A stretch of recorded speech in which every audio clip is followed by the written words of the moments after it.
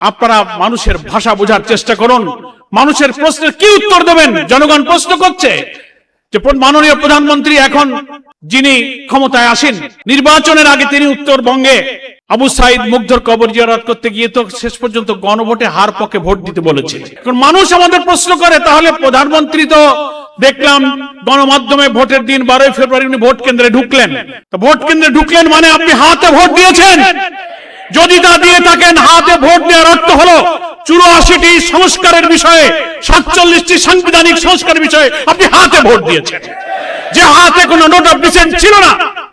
আপনার আইনমন্ত্রী, আপনার চিফ হুইপ যারা কথা বলছেন, হাতে যদি ভোট দিয়ে থাকেন তার অর্থ হলো আপনি সমস্ত সংস্কারকে মেনে নিয়েছেন।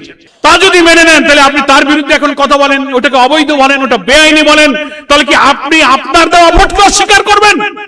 আত্মপরিচয়কে আপনি ভুলে যাবেন, আপনি নিজের সিদ্ধান্তকে ইগনোর করবেন?